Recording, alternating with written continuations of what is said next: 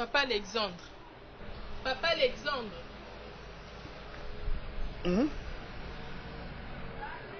Comment? Tu reviens du marché? Tu n'as pas vendu aujourd'hui? Papa Alexandre, ton épouse risque de me sortir de mes gants. Elle m'énerve au marché. C'est pour ça que je n'ai pas vendu aujourd'hui. Et moi qui croyais que vous vous entendiez à merveille. Qu'a-t-elle fait encore?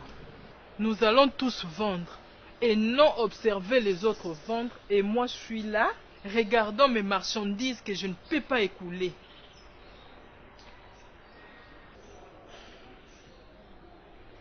Si je comprends bien, c'est elle, Kaloshiloshi, mon épouse, qui t'aurait choisi les articles que tu vends et qui n'évoluent pas.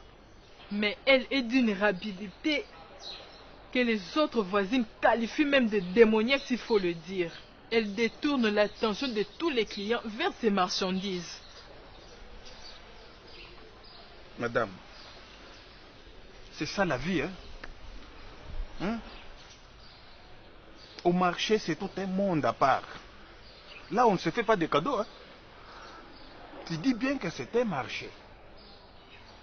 Tout vendeur et toute vendeuse cherche à tirer profit. Je n'en disconviens pas. Elle, le mal, c'est quoi?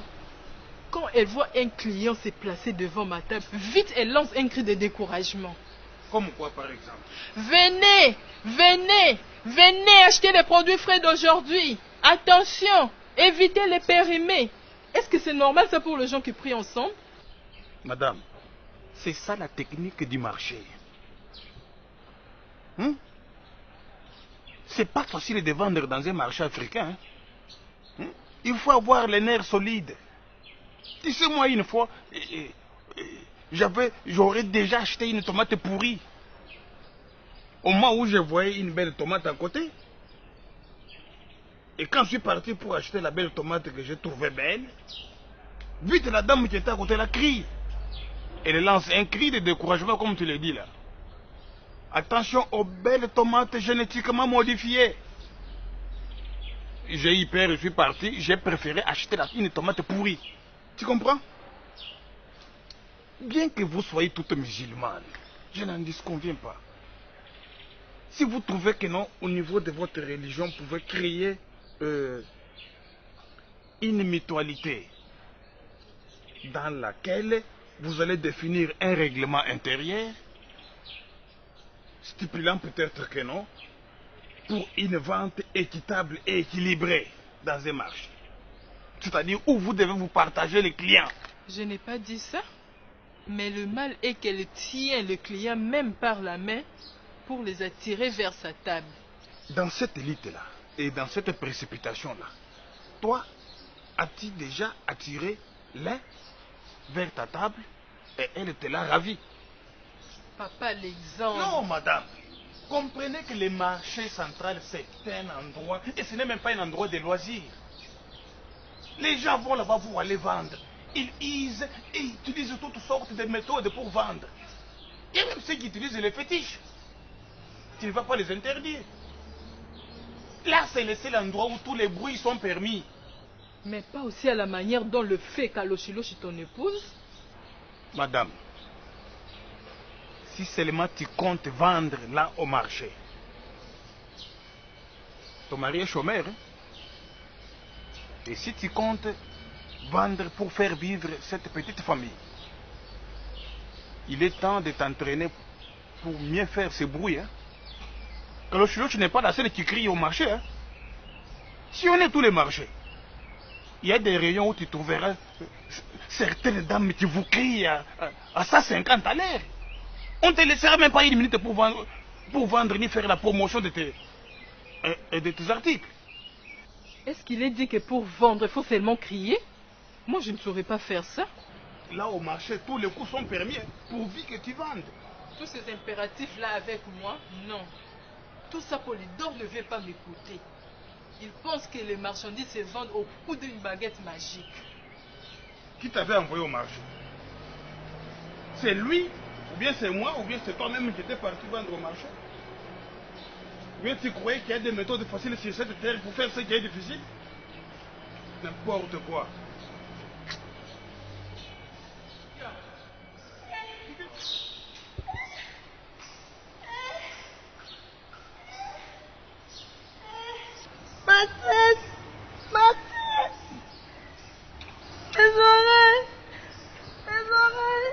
facile. Pas facile. Mon dos. Mon dos. Alexandre. Alexandre. J'ai très mal. Alexandre. Alexandre. Alexandre, j'ai très mal. J'ai très mal.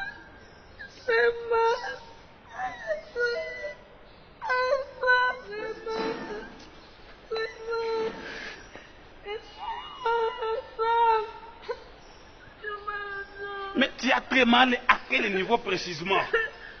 Partout, partout. Oh. Partout, partout. Drôle de douleur. Mais finalement, je ne comprends plus rien. Tu as pris tous les antidouleurs. Pourquoi ça ne colle pas? Hein? J'ai donné les comprimés. J'ai donné les suppositoires. Mais ça ne colle toujours pas. C'est comme qui dirait tous les antidouleurs que je suis en train de te donner augmentent encore de plus en plus encore la douleur. Tout ça sont des produits chinois. J'ai donné les produits indiens. J'ai donné les produits chinois.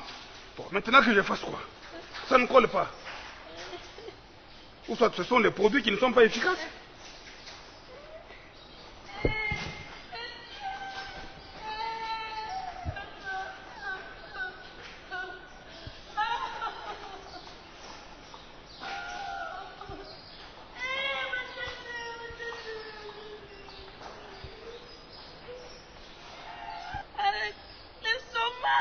Ah, là c'est l'estomac maintenant qui est touché.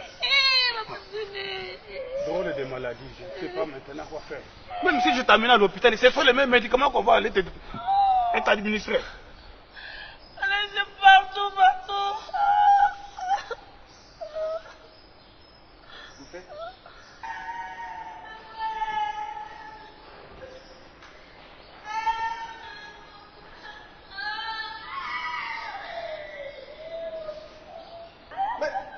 Qu'est-ce qu'il y a? Il y a un problème ici? Mon cher, j'assiste à une réalité mystère. Une drôle de maladie que je ne sais pas expliquer. Elle a mal partout. Est-ce qu'elle n'est pas enceinte? C'est pas devenu une grossesse? Quelle grossesse, mon cher ami? Elle est ménopausée depuis 4 ans. Viens de là, je vous dis, j'assiste. Je ne sais pas quoi expliquer. Et les médicaments? Vous n'avez pas donné? Mon cher ami, qu'est-ce que j'ai pas donné ici? J'ai donné les suppositoires, ça ne colle pas. J'ai donné les antidouleurs comprimés de fabrication chinoise ou indienne. C'est comme si ça augmente encore davantage la douleur. Je ne sais plus quoi donner tel clé. Celui-là, je l'observe. C'est pas vrai. Je constate qu'elle a aussi la toux. Elle commence à tousser maintenant. Je constate qu'elle a aussi la toux. Elle commence à tousser maintenant. Non, c'est maintenant là qu'elle commence à tousser. Mon cher ami, c'est vraiment une maladie mystique que je ne sais pas expliquer. À chaque minute qui passe, il y a une nouvelle manifestation qui s'installe. Avant, il ne toussait pas. Et maintenant, là, dès que vous êtes venu là, elle commence à tousser. Bon, viens.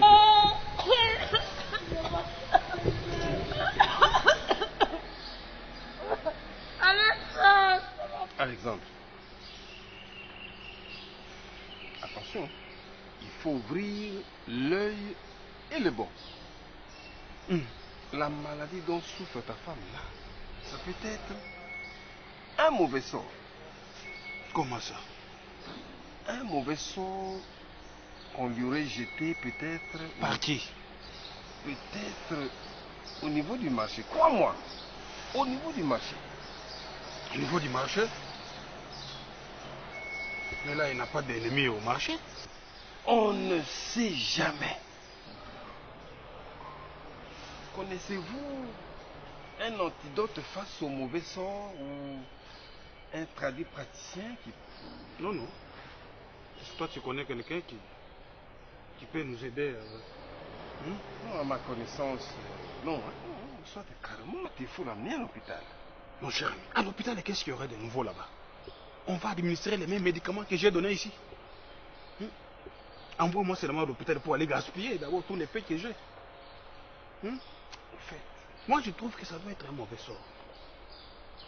Parce que moi, ça a commencé d'abord, elle avait les douleurs au niveau de l'avant-bras. Les jours suivants, ça touchait maintenant tous les deux bras. Le troisième jour, c'est le dos. Aujourd'hui, maintenant, c'est tout le corps qui est en mouvement. Il y a la gastrite qui s'installe. Et voilà. Les bras pour ne pas lui permettre de vendre. Et il a tout pour qu'elle ne puisse plus crier. Parce qu'il paraît qu'elle crie un peu trop là au marché. Et ton épouse m'aurait même fait un rapport là-dessus.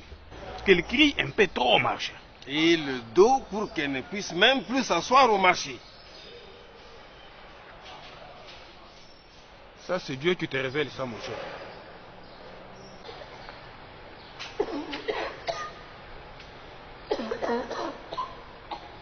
Maman, courage, ça va aller. Il faut prendre seulement les médicaments. Et je soupçonne aussi la malaria. Tu ne trouves pas? Ah, oui. Ça peut être aussi une malaria. On peut raconter tout ce qu'on veut, mais la malaria n'est pas à négliger. Hein? Nous pouvons raconter tout ce que nous voulons, mais est-ce que la malaria, mais sans fièvre? Maman, maman, vous faites un peu de fièvre? Voilà. Question de faire des examens. Peut-être qu'on va se rendre compte. Mais n'oublie pas ce que je t'ai dit. Bon, on verra. Mais entre-temps, je continue à donner les antidouleurs. Oui. Si dans 40 minutes ça ne tient pas, on va à l'hôpital.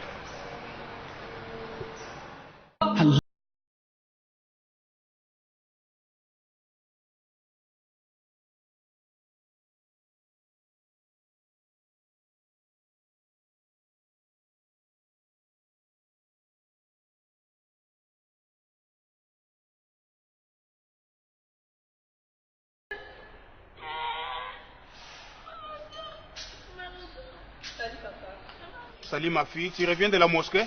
Maman, les douleurs ne font que s'accentuer. Oh. Avant-hier, je t'ai posé la question de savoir l'origine de ces mal des dos. Tu ne m'as rien répondu. Tu veux que je te dise quoi à propos de l'origine de ce mal de dos? Tu veux que je te dise quoi? L'origine? C'est l'hôpital qu'on vous donnera l'origine de ce mal de dos? Par télépathie? Parce qu'on vous a dit qu'à l'hôpital, il y a des infirmières initiées? Hein? Tu veux alors que je te dise quoi? Que j'étais parti au marché des maladies et de là j'ai acheté les douleurs lombaires.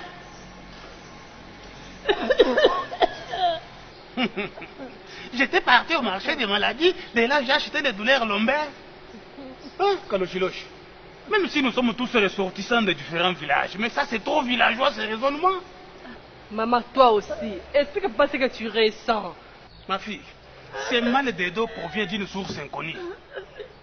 Kalochiloche, explique-nous seulement juste sa manifestation. Moi? Oui, est-ce que tu peux seulement te mettre pour nous expliquer? Ok. J'avais commencé par une forte chaleur.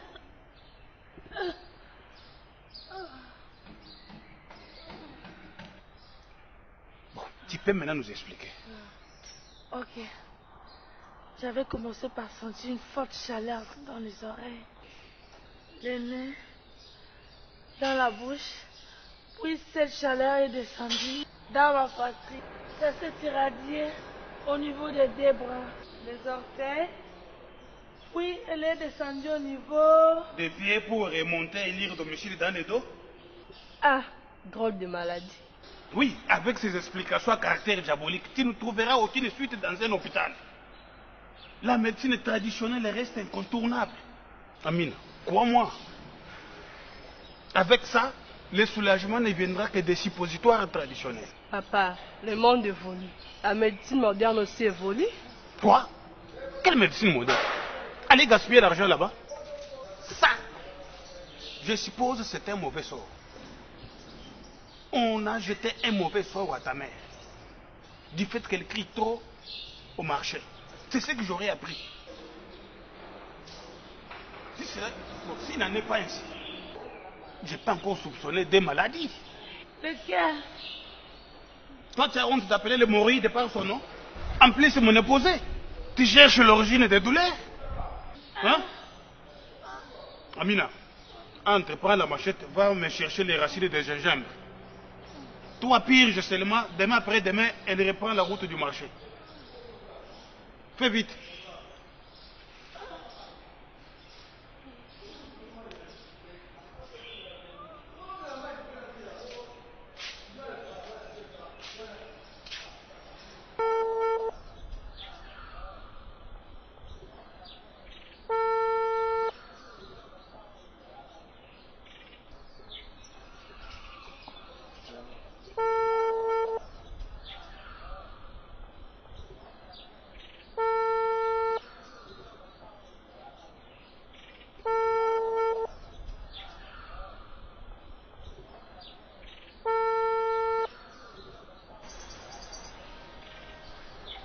pourquoi il ne décroche pas son téléphone?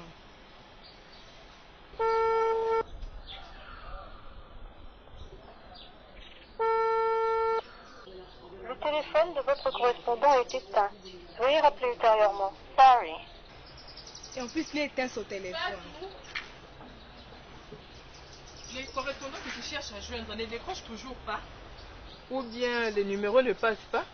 Laisse, tu viens travailler au lieu de passer ton temps en téléphoner. Maman, j'ai cherché à atteindre Ali. J'ai tenté plus de 10 fois, mais il ne décroche pas son téléphone. Fais des comptes, il a éteint son téléphone. Il a éteint. Peut-être que tu le déranges. Comment c'est un dérangement? C'est embêtant pour 10 essais d'appel et la personne ne décroche pas. Allez-y comprendre. Moi, ta mère, à 2 essais d'appel, je ne rappelle plus. Dis-moi, il y a un problème entre vous deux? Non, maman. Hier soir, j'ai tenté plusieurs fois de l'appeler. Il ne décrochait pas son téléphone. Finalement, c'est une dame qui me rappelle à un autre numéro. Et elle t'a dit quoi? Elle m'a demandé de laisser son Ali tranquille. Ma fille, ton panneau de signalisation s'allume en rouge. Ne t'avais-je pas demandé d'être prudente? Maman, Ali m'aime. S'il t'aime, pourquoi il ne décroche pas son téléphone? C'est ça l'amour qu'il te doit? En refusant de te décrocher, c'est-à-dire qu'il te déteste? Tourne la page et regarde ta vie en face et les devoirs qu'elle t'impose. Maman, le vaincu que le temps ne relève pas sont ceux qui ont douté de leur cause. Moi, je ne passerai pas l'éponge. Pour Ali, j'irai jusqu'au bout. Je ne laisserai pas cette non-musulmane me ravir à Ali comme ça. Presque gratuitement. Comment le sais-tu qu'elle est non musulmane? Ali m'avait parlé d'elle. Son père est général de la force terrestre. Oh, son père est militaire? Même si elle marche avec les gardes du corps, elle va me sentir. Tu n'as même pas honte. Tu veux te faire abattre pour rien? Laissez-les faire leur vie, au lieu de te chiffonner la tête pour rien. C'est pourquoi tous ces derniers temps, tu ne manges même pas bien. Maman, c'est pas pour ça, j'ai pas d'appétit, maman. D'ailleurs, dis-lui qu'il ne vienne plus jamais te chercher ici. Allez, va travailler. Moi, je vais au marché.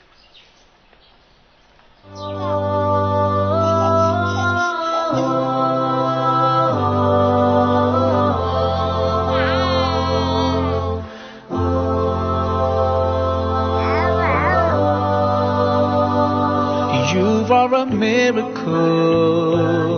You are a blessing from above. You brought joy to my soul and pleasure to my eyes. In my heart I can feel it. An unexplainable feeling, being a father. Salut, Papa Polydor. Salut ma fille. Ok, là, action. T'es jolie, hein? Eh, papa. J'ai comme l'impression que ce foulard islamique concentre toute ta beauté dans tes deux yeux-là. Eh, Oui, tu es très jolie. Pour ne pas exagérer, trop belle. merci. Je vais partir parce qu'on m'envoie au marché. Non, c'est un peu là.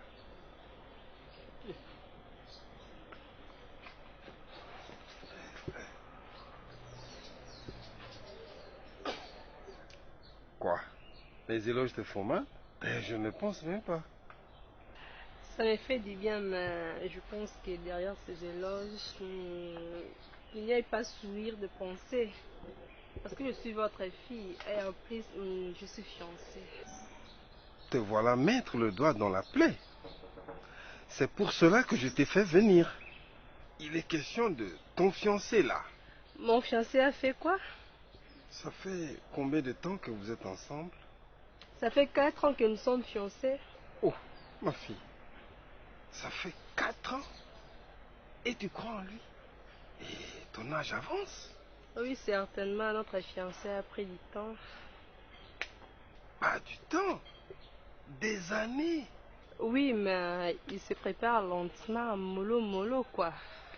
Mollo, mollo. Ma fille, tu ne connais pas les hommes, hein? Il te distrait, te fait passer le temps, et toi tu le protèges en disant mollo, mollo. Papa Polydor, ainsi va la vie. Petit à petit, l'oiseau fait son nid. Tu n'es pas un oiseau. Et même si tu l'étais, Un oiseau ne prend pas 4 ans pour faire son nid. Peut-être qu'il te prépare un grand nid. Il est étudiant. Ah, il compte venir t'épouser après ses études universitaires. Normalement, c'est comme ça. Après ses études, il trouve un job. Arrête. C'est sur ce schéma de rêve et de distraction que vous deux vous avez établi votre amour.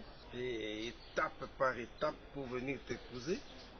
Université, emploi. Et il est en quantième licence? Il n'est pas en licence, mais il est en première graduée. Nom de Dieu! En G1! Moi qui m'attendais à... qu'il soit à la fin de la licence, qui va t'épouser d'ici là. Suite aux difficultés qu'il avait connues l'année passée, il s'est retrouvé en journée totale en deuxième session. Mon Dieu! Que de difficultés en difficultés. Là, je ne sais plus quoi te dire. Hein. Tu es sur un schéma de mariage à dormir debout. Je crains qu'il vienne t'épouser à l'âge de 35 ans. Et 2 ans après, la ménopause vient frapper à la porte. Je ne le souhaite pas. Hein. J'ai compris alors, papa, mais que je fasse quoi? Tu es une fleur. Maintenant, là, tu brilles. Hein. Je crains que dans quelques années, la fleur que tu es n'est fan. Et tu vois ce que ça fait. Et de l'absurde va suivre n'importe quoi. Hein. De peur que tu tombes même sur un homme musulman. Eh? Oui, ce type n'a pas la volonté de t'épouser. Encore faut-il, s'il le fallait, lui faire pression. Papa Polydore, pression du genre... Tu lui dis, soit tu lui fixes un délai. Comme quoi, avant la fin du mois de décembre, si tu ne viens pas me marier, je vais voir ailleurs. Tu verras, s'il t'aime, il va se casser en 1000 morceaux pour trouver une solution rapidement.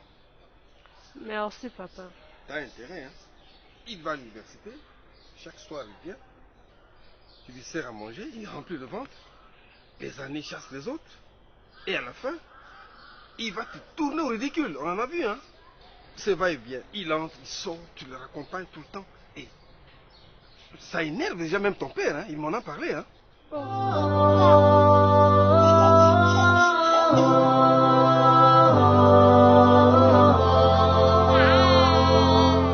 Jolie fille, mais ce voyou d'étudiant, on la prend comme ça presque gratuitement.